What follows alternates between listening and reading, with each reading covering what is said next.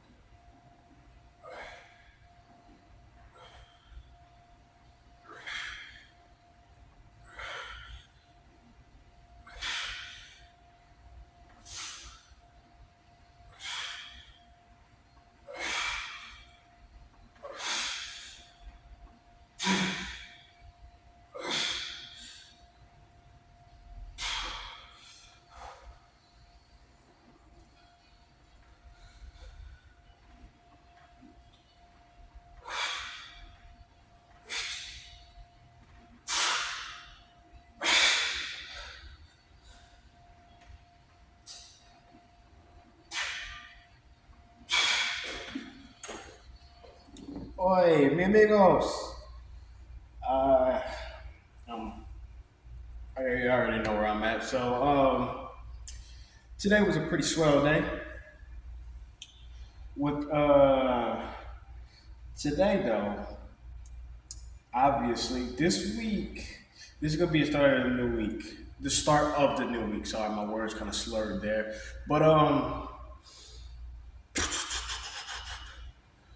I did not get to finish day 7 of week 2. I know you're probably like, oh, that's inconsistent. That's not what somebody who's doing the whole program would do. But I'm just like, yeah, I know. But it is what it is. Sometimes we just don't get shit done. I mean, I actually did go to the rec. I did planks and I did back extensions. And that's it. Because I was heavily fatigued. So I was not going to push my body to the absolute limit. I refused to do that. So I just went home. And went to work. But yeah. So today was actually day 1 of week 3, which is an endurance week, and I feel good. That was actually one of my favorite training sessions that I had, even though I did a little bit. And obviously with the sprints, I don't I did not feel like my stamina was like crashed. I felt like my stamina was damn good. Like I could have, for what I did, I feel like I could have went for like a few hours doing that. To be honest, like I could have went for a long distance run after that, but I just kept it as planned as it was. 5 hill sprints, going up and down the stairs 4 times in a row, and 5 windbreakers with 100 sit-ups. But I didn't get to do the front levers. I had that, so that's no problem. But I actually, crap, I forgot I had these in. Here a little better now. With today though, I forgot the weighted vest. I had the weighted vest planned to use, but I forgot it at home, and I was not going back home. And I walk to a lot of places. I love to walk, so I was not walking back home to get the weighted vest. I didn't feel like it, so I just went straight body weight, and I actually like that more. To be honest, that felt way better. I felt like I could push way harder and extend. I mean, I have to push way harder if I had a weighted vest. It's holding me down more. But anyway, with the sprints though, the hill sprints, those felt damn good. And what I mean by that is, it's just I felt like my short. I feel like my strides were good for the short contact time that the hill sprints have, since I'm going at the incline. And since I'm not running it straight, my strides will be a little shorter, so my contact time has to be a little bit more powerful. And the thing that I like about that is I feel as though it puts more emphasis on the hip flexor. If you don't know what the hip flexor is, it's more of this movement, hip flexor, just like that. It puts more emphasis on the hip flexor, which demands me to produce more power from the calf into those short little choppier steps rather than going at a straight windbreaker horizontal plane. So as I'm going up, I have to produce more force through those short contact times on my tippy toes, and that allows me that transfers to the straight sprints that I would do at the end. So that's what I like those for and everything. And it just feels good because obviously it's not just because of that, but it makes me hold positioning more since I'm fighting gravity in a different way. I have to hold my position more and more of a vertical plane, like going straight. But as you could probably see in some of those shots, I was kind of like tilted going this way because I was just focused on getting to the top. I really wasn't focused on being as vertical, but being more vertical could have probably helped me produce a little bit more instead of going straight then hitting the curve because out like kind of detouring. And then a detour it takes time out the actual destination. But either way, those are good. I like them a lot, and I feel like I could have just kept going with those. And then I went to the jumps. The jumps were really good. I finally feel like I kind of mastered those, except for the other ones. When I get to the top, I couldn't really record all the way because I didn't have nobody to record the ones at the top. But the ones at the bottom that you first see me doing, I think they had about 6 steps, but they're kind of steep. It might not look steep, but they're kind of steep. Everything on camera looks different. So I just flew up those easily. And then when I got to the third set of steps, I think there's one more added step or two more added steps. So it's a little bit higher. And I just flew past those too.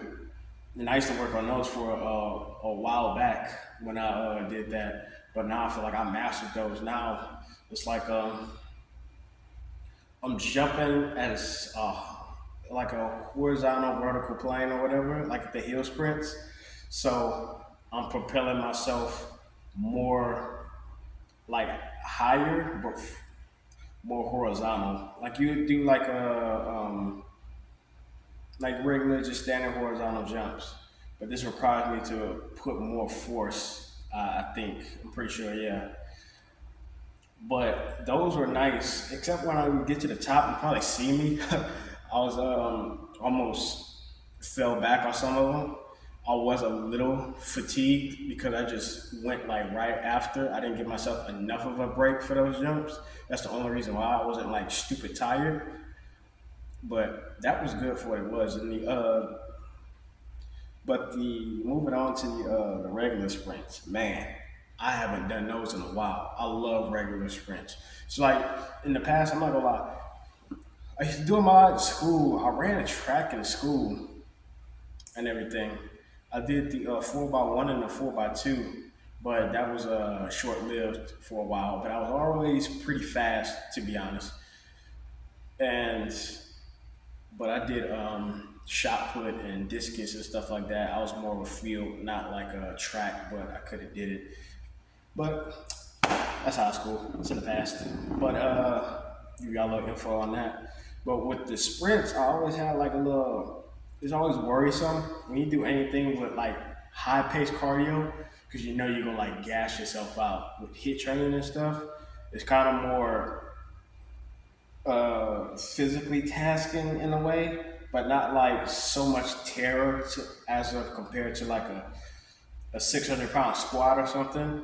Not that much, but just more so just like damn, just dreading being out of breath because that kind of triggers your fight or flight, and y'all know what I'm talking about. But anyway, when I did the sprints, I just exploded with all the intention that I could muster, all the intention I could muster into those steps, those hip flexion steps, those strides, and everything. I mustered up everything. You couldn't see me starting. That's the only thing because I couldn't. I could only move the camera back so far, and I would have moved it to the other side of the field. I feel like the sun would have been in the way, so I couldn't. That's all I could really get, but I wasn't too far away from the starting position in the camera. But if I could get my start right a little better, then my running would be perfected in a way, I think. I mean, critique me if y'all have any things you notice. I really appreciate it. But anyway, with that running, I think that's the fastest I've ever ran in my life. To be honest, I don't even remember the last time I did a straight sprint. That was simply fun, and as I kept doing it, I kept trying different things. I kept feeling my body more so, not focused on the fact that I'm running as fast as I can, but running as fast as I can while trying to put my body in the correct positions in that short amount of time. Like, I think that's a proprioception. I'm kind of messing with proprioception as I'm moving, thinking as I'm moving. Sometimes you have the initial thought of just moving. Sometimes, not all the time though, you want to just not try to enter a flow state, but enter a state of thinking as you're in the technique to correct that technique and prepare yourself more and more and more. Just like a coach would tell you, trying to feel your body. And that's what I kept doing. And every time it felt way better. I only did it 5 times. I wanted to do more, but I just left it at that. But in those 5 times, I feel like I've ascended and just was so in tune and everything. My strides were good, honestly, because the heel sprints kind of forced me to put so much more propulsion into the forward step off the calf and off the tippy toes that the regular running just felt easy. And when you run, you want to tighten your glutes, tighten your hamstrings, and push with so much effort. It's like when I was running, I was throwing my body forward. My upper body, I was just throwing my body forward. That's what I was doing. It didn't look like it, but that's what it felt like. I kept leaning, it felt like I kept leaning forward a tad bit, but not too much. So I'm just throwing my body forward, and that forced my legs to try to combat the momentum that's going forward. Because if you go too far forward, your center of gravity is so fucked up. You're just gonna fall, you're just gonna lose all sense of balance. Your equilibrium is gonna be fucked. But since I was throwing myself, that's what I was thinking about. I'll throw myself forward, and I would have to force my lower body to keep up with my upper body. Because obviously, if you're a runner or anything, if you know anything about running and sprints, it's not just your lower body moving. You have a lot of torque coming from here, a lot of spinal rotational fluid, spinal rotation that you're turning your body and you're throwing your arm, like throwing a punch. You want to throw to get all that extra force. You're not gonna run like this. I mean, running like this wouldn't be a bad thing because if you run like this, you're really just teaching yourself to just run with your legs and not your arms, which will have you put more force into the legs, and then you can add the arms into the equation. And then I feel like you could go faster with that. But just throwing myself forward made me want to go faster and made me go faster as I was running. So not just staying straight, but just throwing myself forward just a tad bit and pushing off with so much force. I had to push off with so much force. It's the intention. Running with the intention of power, not just running for the sake of running. That's why in the starts of it, you hear me just do those grunts because I'm trying to throw as much power as I can into those, into my legs, into my strides, and everything, so I can exert all the force I could in that moment. And then I just did it again. I just kept doing it again. It felt great. Honestly, that was a great fucking workout. You can make a great workout out of that. And I might add some foot drills because I feel like since I'm fluid, I could lift my hips up and lift my legs up a good bit to where I could get some good steps in and stuff. But yeah, that was good for that. And the sit-ups and everything, I just add those in because I just want to do a small bit of core work. If I didn't talk about that already, but I just did 100 sit-ups and everything. But the thing about that too is just like 100. It's like some people that's a lot, but to me that's not a lot. But in the same way, it is a lot. It's not a lot because I like to work core a lot. I know I keep saying a lot. I know I said it again. But with those, since I feel like my body is as fluid as it can be, since it's stretched and I stretch a lot, I feel like my mind-body connection is so good to where I'm not bragging, I'm just talking the truth, but I feel like it's so good to where there's certain levels, I feel like there's certain levels of tightness in your body that some people just don't understand and they just think tightness is tightness. I'm just like, There's tightness, and then there's extreme tightness. Like, sorry about that. I was just talking for like a few minutes, and I didn't even realize that it went off. I just got caught in the heat of the moment. But when anyway, what I was saying about the whole tightness thing is, there's obviously different levels of tightness, at least from what I felt, that you can achieve if you put your body through certain different ranges of motion.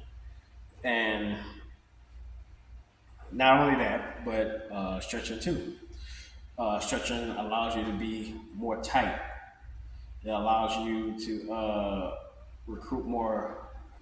I'm pretty sure it's called metabolites. Those things that help you grow muscle, and they fill into the muscle bellies or whatever, something like that. And those things allow you to be as tight as you can be. Those reps that I was doing were just 100, but they were solid reps because I was staying tight and fluid the entire time. And if any of you science junkies in the comments or whatever look at how I was doing the sit-ups, and you notice that I was doing it like with a real straight form. I know that works the psoas more. It's not a problem for me. I've been doing that for a while, and I actually like it. Sometimes I do the crunch the actual way that you're supposed to do it, but I like doing that to work my psoas and my core more. That's just me. All right. But anyway, other than that, everything was pretty good, and I am gonna go home after this. I'm gonna get some stretching clips in, and I'll be good and pretty much set. And tomorrow is gonna be another endurance thing, more upper body though. And yeah, other than that, I hope y'all have a good night and eat your honey buns, stretch, study, live a good life, and lift good. And yeah, y'all have a good night.